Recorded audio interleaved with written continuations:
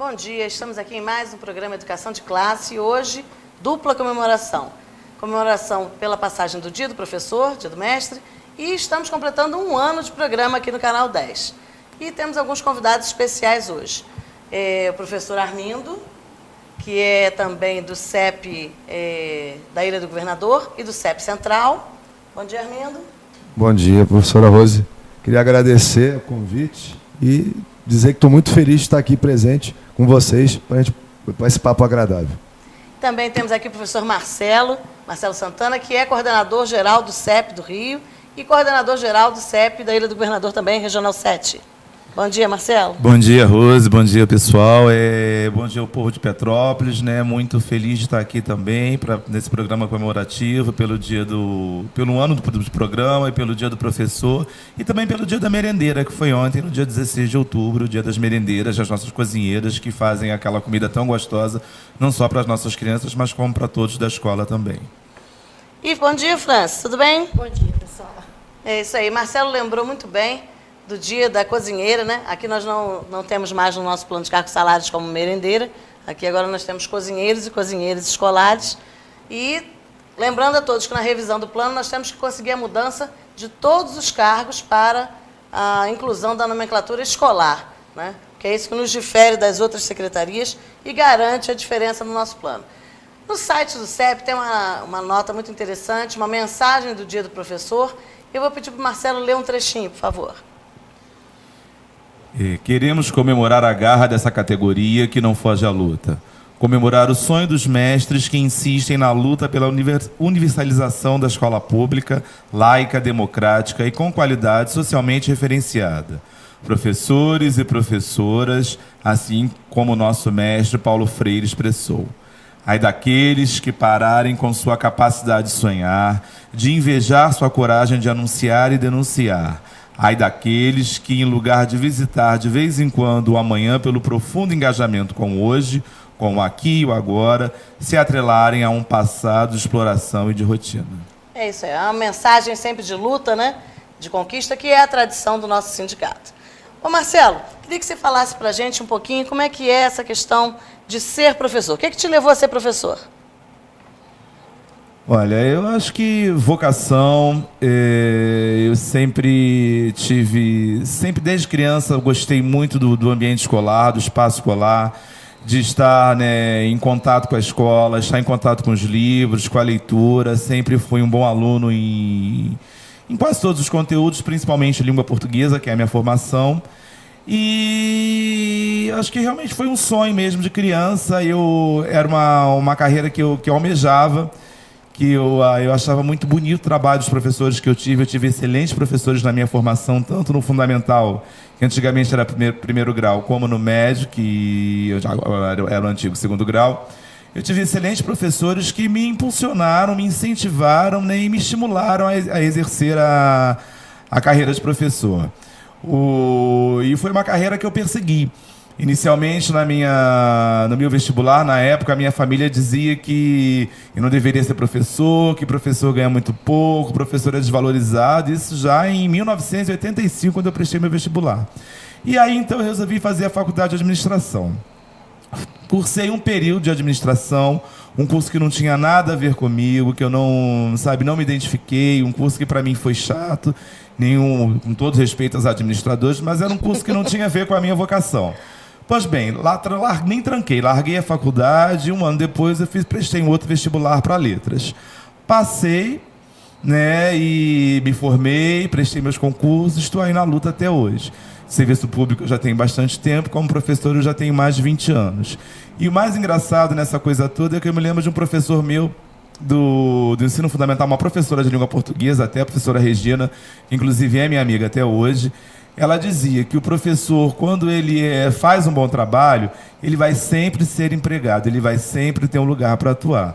E realmente isso para mim é uma verdade, porque além das minhas 2 matrículas, eu atuo também na rede privada e, né, estou sempre sendo convidado para trabalhar em alguns espaços que às vezes eu nem tenho tempo para isso. Então foi um sonho, né? Eu acho muito bonita essa profissão. Muito desvalorizada pelos governos atualmente, muito desvalorizada mesmo. Na realidade, a gente não tem muitos motivos para comemorar, tendo em vista principalmente o sucateamento que a gente vive na escola pública, a falta de material, a falta de pessoal, não tem infraestrutura física, não tem infraestrutura de recursos humanos nas escolas, na rede municipal do Rio de Janeiro, onde eu trabalho, e na rede estadual também. Mas, apesar de tudo, a gente acredita, a gente luta pela educação pública, pela educação de qualidade, e é a nossa vocação.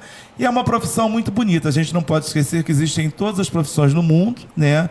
As mais valorizadas, inclusive, mas que, para chegarem aonde chegaram, passaram pelas nossas mãos. E você, Armindo? O que te levou a ser professor? Bom, na verdade, boa parte do que o Marcelo falou, eu corroboro, né? Eu digo, concordo com ele. A nossa profissão, infelizmente, ela não é muito valorizada. Quando eu sou professor de História, né, da Rede Municipal do Rio de Janeiro, sou professor de História da Rede Estadual do Rio de Janeiro, e quando eu disse, né, à minha família que iria fazer o curso de História, né, as pessoas, né, da minha família diziam, poxa, mas você vai ser professor de História, né? Não é valorizado, coisa, né? Não é valorizado, né? Você não é respeitado.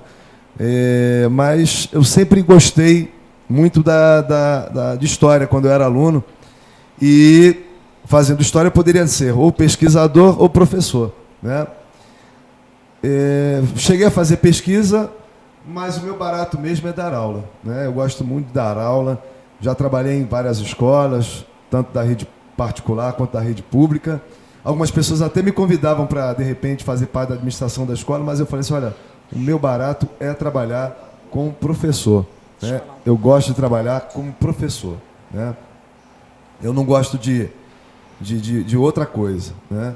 Eu não me vejo realizando, não me vejo desempenhando nenhuma outra atividade. E eu considero que a profissão de professor é uma profissão humanista, porque ela lida com o ser humano diretamente, com diferentes cabeças, com diferentes realidades. Isso é enriquecedor para mim, eu aprendo muito com os meus alunos, quer dizer, eu não só ensino, mas aprendo, né, como o próprio mestre Paulo Freire costumava dizer. E acredito também, eu como professor de História, vou dizer uma coisa, a profissão de professor é uma profissão que se encaixa, né, dentro daquele perfil iluminista do século XVIII, que diz que a educação, né, ela é capaz de transformar o mundo, transformar a realidade, né? Então eu tenho essa perspectiva, eu acredito nisso, e isso me move, né? Quer dizer, isso é que faz com que eu me levante todo dia pela manhã para trabalhar e trabalhar satisfeito. Eu amo o que eu faço. Apesar dos governos, né? Apesar dos governos. É isso aí. Ô, gente, e uma coisa que o Armindo colocou também, que é muito interessante, e que muita gente não leva em consideração, e acho que até por isso nós somos desvalorizados, é que as pessoas não conseguem entender o que é trabalhar com o ser humano, né? A nossa diferença é essa, básica, né? Nós não trabalhamos com uma peça que, se der defeito, não tem problema, é substituída. Nós trabalhamos com vidas, né, França?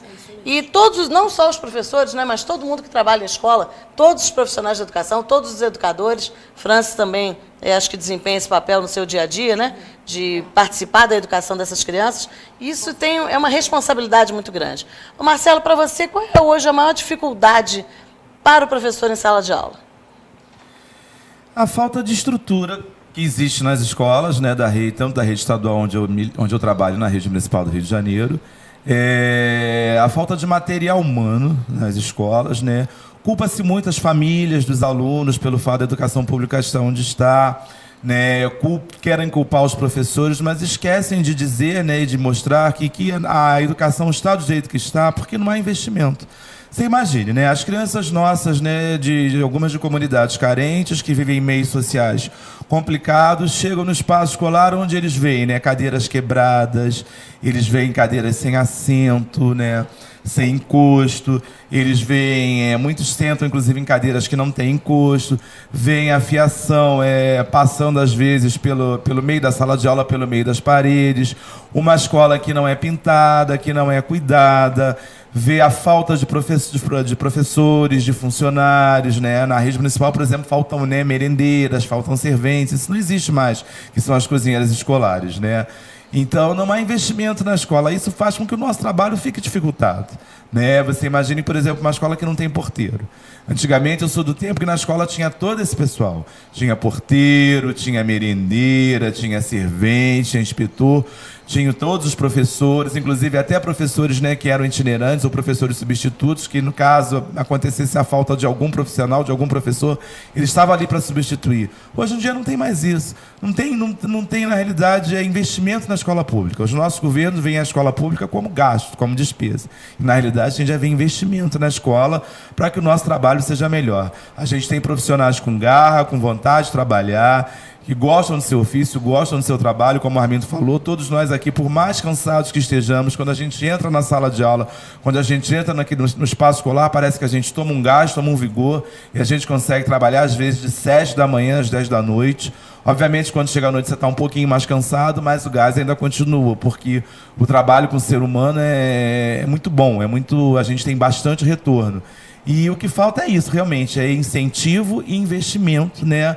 Profissional valorizado, profissional bem pago, profissional respeitado. Aliás, inclusive, o respeito do profissional, né, social passa também pela valorização salarial, que, infelizmente, a gente não está conseguindo avançar com os governos que a gente tem aí. Isso aí, gente. Marcelo está falando da rede municipal do Rio de Janeiro, da rede estadual, mas, na verdade, ele está falando de todas as redes municipais, porque a realidade nossa é uma só. Te pareceu familiar isso, Franci? Muito familiar. Não tem porteiro, não tem gente para limpeza, não tem inspetor de disciplina. Então prédio caindo aos pedaços. É uma vivência nossa de cada dia também, acredito que nesse país todo. E no nosso município não está diferente, né? O município de Petrópolis. E o que me parece, nessa parte, eu sempre digo que nós lidamos com o ser humano, né? E que essa parte é a parte que mais deve tocar os governos, mas não, é o contrário, né? Porque, na realidade, se realmente alguém nesse país, algum político se importasse com a educação, nós teríamos um jeito diferente até de agir, um jeito diferente de olhar para essas crianças hoje, que são os alunos da rede pública, adolescente. E essa parte, né? Ser humano. O ser humano gosta, assim, daquela apontar o dedo, né? Nós somos seres humanos, somos imperfeitos, e chega de apontar problema, né? E quando a gente aponta um problema aqui, a gente dá uma solução também. Mas só que hoje a gente está vendo que o governo só põe problema. A crise, então, dificuldades, né? Então, a crise está naquela. Tudo hoje, a culpa é da crise econômica. Estão se escondendo através da crise. Estão se escondendo atrás dessa crise. Já não estava bom. E o resultado disso vai ser pior ainda, né? E a gente queria lembrar duas situações aqui que a prefeitura está se fazendo de morta, mas nós não esquecemos, que é a situação da escola Maria da Glória Vasconcelos, que está indo para uma igreja, porque o prédio está caindo aos pedaços, então vai ficar provisoriamente na igreja. Agora, tomara que a palavra provisória realmente leve o seu significado, né? Fique pouco tempo, porque a última escola que foi provisoriamente para um lugar, ficou lá 10 anos, né? Que é o caso do Jandira Bordion. Então, a gente espera que até o final do ano, no máximo, né, essa escola já esteja reformada e as crianças possam voltar. Até porque as crianças estão em casa há mais de um mês, esperando a adequação do espaço lá da igreja, né? Isso é uma vergonha. A escola tem muitos alunos, e lá foi ao contrário. Lá quem fez greve foram os pais. Os pais não permitiram mais que os alunos frequentassem aquele espaço totalmente inadequado, totalmente insalubre para os alunos e para os professores. Parabéns aos pais da escola Maria da Glória Vasconcelos, lá na Independência, que é por aí. Se a população participar, se a população interagir, o governo não abusa, né? E tem que acabar com essa história de provisório, né? Porque nós estamos desde 2011 com aquela cozinha improvisada na Júlio Frederico Coelho, naquela escola. Então, esse Paulo Freire. Esse improviso já está levando muito tempo. E não tem nem condição, né? E eu queria convidar a vereadora Gilda Beatriz, vereador Anderson Juliano e o vereador Luizinho Sorriso a fazerem uma visita à Escola Paulo Freire, que é a Escola de Educação Especial, ali na Buarque de Macedo. Por quê? Nós vamos inaugurar daqui a pouco o Centro de Referência em Educação Especial aqui em Petrópolis, Marcelo. Um projeto lindo que a casa está alugada há 3 anos vazia, né? Vamos aos pormenores da situação. 3 anos vazia e um dia será inaugurado esse centro. O projeto é muito bonito, muito legal, só que não sai do papel, né? Está difícil sair do papel. Mas, enquanto isso, lá na Escola de Educação Especial, uma casa que não é adequada, uma casa para educação especial que tem escadaria, uma casa que se propõe a atender a cadeirantes, cegos também, com segundo pavimento. Nunca entendi como é que essa escola pode funcionar ali. E a cozinha daquela escola é uma vergonha. É um cantinho, era uma área de serviço da casa e continua lá. A pia é uma vergonha, toda quebrada. É um tanque, né, França? Não tem que improviso. Fogão velho, geladeira enferrujada, uma coisa de doido. Péssimo. Então eu queria que a Comissão de Educação desse um pulinho lá nessa escola, fizesse uma vistoria, para ver se o governo realmente, né, tira essa obra do papel também. Lembrando também o Colégio Terra Santa, tanto a cozinha do Educandário quanto a cozinha do SEI, que também são outra vergonha, né? Então a gente espera que até o final do ano Pedro Cross e a equipe lá das obras tenha dado jeito nessa situação. Porque isso me parece muito familiar, né? Marcelo está falando aqui, e é a situação em todos os municípios. Nós vamos para um breve intervalo e já voltamos.